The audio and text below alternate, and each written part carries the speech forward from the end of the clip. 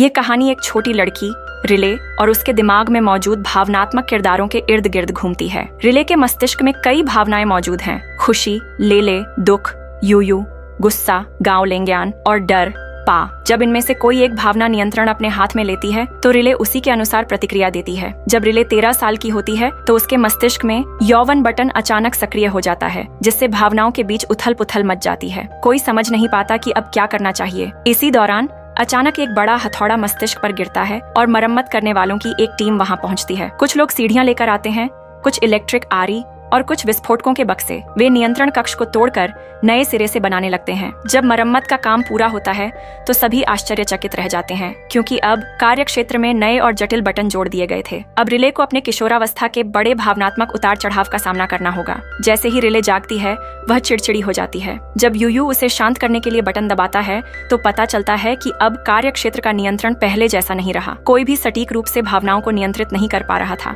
इस स्थिति से निपटने के लिए उन्हें सभी बटनों का एक एक करके परीक्षण करना पड़ा। अचानक कार्य क्षेत्र नारंगी रंग में बदल जाता है, जो किसी भी पुरानी भावना से मेल नहीं खाता। तभी एक नई भावना परमिट सामने आती है और खुद को नए नेतृत्वकर्ता के रूप में प्रस्तुत करता है। वह बताता है कि किशोरावस्था में सिर्फ चिंता ही नहीं बल्कि कई नई भावनाएं जन्म लेती हैं। अब नए भावनात्मक किरदार सामने आते हैं। मुमू, जो बहुत लालची और घमंडी है। शांग शांग, जिसे महत्वाकांक्षा की कमी है और जो ज्यादा कुछ करना पसंद नहीं करता। जियाओ जियाओ, जो हमेशा कार्य क्षेत्र के पास मौजूद रहता है और रिले को नए संचार भेजता रहता है। नई भावनाओं के आने से पुराने भावनात्मक किरदार खतरा महसूस करते हैं, जिससे एक बड़ी भावनात्मक लड़ाई छिड़ जाती है। किशोरावस्था में प्रवेश करते ही रिले का मस्तिष्क पूरी तरह से बदल जाता है। अब जब रिले नए सहपाठियों से बात करने की कोशिश करती है तो सामाजिक रूप से असहज दादा सामने आता है, जो बहुत शर्मीला है। जब वह नई कक्षा में जाता है तो उसकी हालत वैसी ही होती है जैसी किसी नर्वस छात्र की होती है। जब अन्य लोग उससे बात करने की कोशिश करते हैं तो वह अपनी हुडी में छिप जाता है। वहीं दूसरी ओर शांग शांग का प्रभाव भी दिखता है,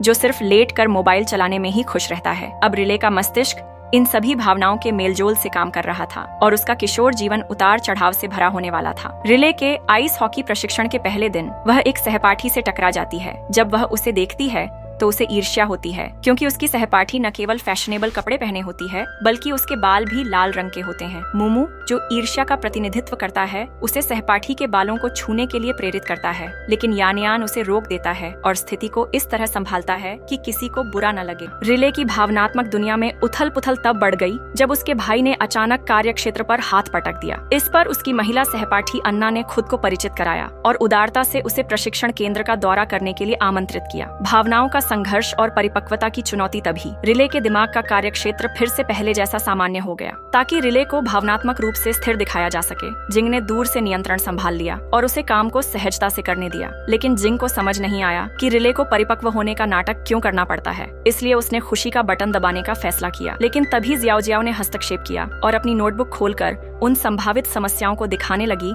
जिनका सामना रिले अगले कुछ दिनों में कर सकती है। खुशी बनाम वास्तविकता का टकराव। हालांकि लेले, जो खुशी का प्रतिनिधित्व करता है, का मानना था कि भविष्य के बारे में चिंता करने की जरूरत नहीं है, बल्कि वर्तमान में खुशी का आनंद लेना चाहिए। इसलिए उसने रिले को अपने दोस्तों के साथ तस्वीरें खिंचवाने के लिए प्रेरित किया, लेकिन वे इतने खुश हो गए कि उन्होंने ध्यान ही नहीं दिया कि कोच आ गए हैं। जब कोच ने गुस्से में सबसे मोबाइल फोन सौंपने के लिए कहा, तब तक बहुत देर हो चुकी थी। रिले की इस मस्ती भरी हरकत से कोच नाराज हो गए और पूरी टीम को सजा के तौर पर आइस रिंक पर फिटनेस टेस्ट देने का आदेश दिया। इससे बाकी साथी नाराज हो गए और रिले से दूरी बना ली। अब आशावादी लेले उलझन में था कि स्थिति को कैसे संभाले। इसी बीच जियाओ जियाओ ने कार्यक्षेत्र पर नियंत्रण कर लिया और बाओर रिले की एक भावना को माफी मांगने के लिए प्रेरित किया। उसने महसूस किया कि उसकी गलती की वजह से पूरी टीम को सजा मिली थी, इसलिए उसे आगे बढ़कर सबके सामने माफी मांगनी चाहिए। सौभाग्य से चिंतित यातायात पुलिसकर्मी, जो चिंता का प्रतिनिधित्व करता था, पहले ही इस स्थिति की भविष्यवाणी कर चुका था। उसने बाउर से कहा कि वह समय रहते माफी मांग ले ताकि स्थिति और खराब न हो।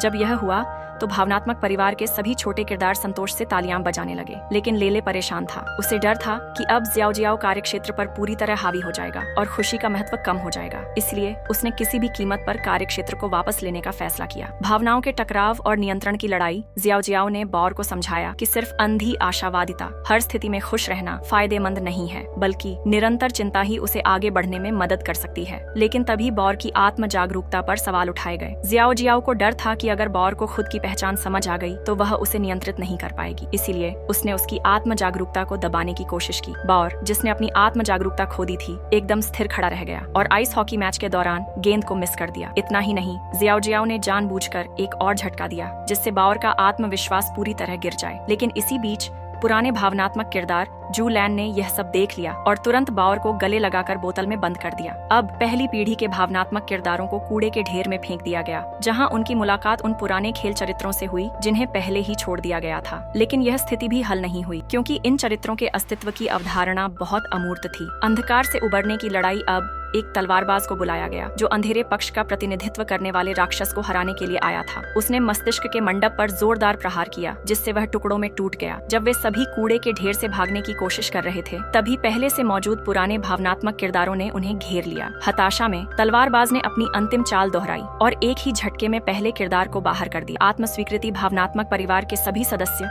यादों की नदी में बह गए, जिससे वे रिले की स्मृतियों के मूल केंद्र में पहुंच गए। वहीं शू, जिसने पहले बावर की स्वतंत्र चेतना को छुपा दिया था, उसे गुप्त रूप से वापस उसके स्थान पर रख दिया। उन्हें इस बात का अंदाजा नहीं था कि इस दौरान शिक्षक और मस्तिष्क की सभी कोशिकाएं एक बैठक कर रही थीं। बैठक का मुख्य उद्देश्य यह था कि आने वाले आइस हॉकी मैच में रिले को किसी भी तरह सुरक्षित रखा जाए। रिले का मस्तिष्क लगातार नई भावनाओं को अपनाने और संतुलन बनाने की कोशिश कर रहा था। किशोरावस्था में एक व्यक्ति को सिर्फ खुश रहने या सिर्फ चिंतित रहने की जरूरत नहीं होती, बल्कि उसे खुद को समझने और संतुलन बनाने की आवश्यकता होती है। यही वह संघर्ष था जिससे रिले गुजर रही थी। बावर की आत्मस्वीकृति और भावनात्मक संघर्ष बावर को सीधा नुकसान होते देख उसने जल्दी से खूबसूरत यादों को अपलोड कर दिया, जबकि ट्रैफिक पुलिस, जो चिंता का प्रतिनिधित्व करती थी, इस पर ध्यान नहीं दे रही थी। धीरे धीरे बावर को एहसास हुआ कि कोई उसकी योजना को बाधित कर सकता है। जियाओ जियाओ को तुरंत समझ में आ गया कि भावनात्मक परिवार इसमें हस्तक्षेप कर रहा था और उसने इसे छिपाने का प्रयास नहीं किया। भावनाओं का नियंत्रण और संघर्ष। अब जियाओ जियाओ ने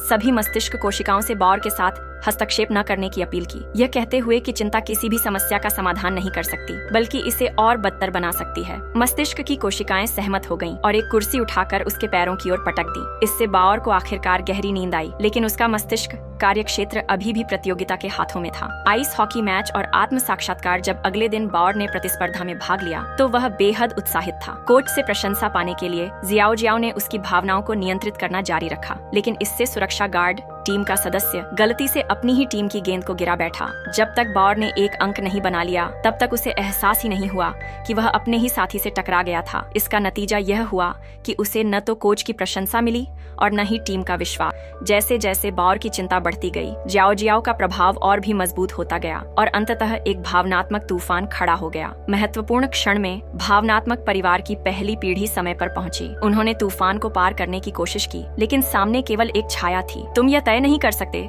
कि जब तुम बड़े हो जाओगे तो तुम कैसे बनोगे। यह सुनकर ज्यू झांग को एहसास हुआ कि वह बावर के लिए सब कुछ नियंत्रित नहीं कर सकता। अच्छी और बुरी यादों का संतुलन। बावर के पिता ने महसूस किया कि वे हमेशा उसकी बुरी यादों को दूर भेजते रहे हैं ताकि वह चिंता न करे, लेकिन लेले को समझ में आ गया कि बावर के जीवन में अच्छी और बुरी दोनों यादें महत्वपूर्ण हैं। इसलिए उसने तुरंत उस स्वायत्त चेतना को बहाल किया जिसे उसने पहले गुप्त रूप से छिपा दिया था। अब बावर अपनी खुद की मूल चेतना विकसित कर सकता था। बावर की आत्मस्वीकृति और टीम की समझ। बावर अपने मूल इरादे और लक्ष्य के बीच संघर्ष करता रहा। मेरा दम घुट रहा है, मैं दयालु हूँ, मैं काफी अच्छा नहीं हूँ, लेकिन मैं एक अच्छा इंसान बनना चाहता हूँ। मुझे संतुलन की जरूरत है, लेकिन मैं खुद का अच्छा दोस्त भी बनना चाहता हूँ। बावर की इस स्थिति को देखकर लेले ने उसे कसकर गले लगा लिया और अन्य भावनाएं भी उसके चारों ओर इकट्ठा हो गईं। सभी ने एक आम सहमति बना ली, बच्चे की स्वायत्त चेतना की रक्षा करना जरूरी है। अब बावर ने भी चिंता से थोड़ी राहत महसूस की। उसने अपने साथियों से ईमानदारी से माफी मांगी और धीरे धीरे उन्होंने उसे समझ लिया और स्वीकार कर लिया। अंतिम संदेश। खुशी और भावनाओं का संतुलन। बावर ने गहरी सांस ली और फैसला किया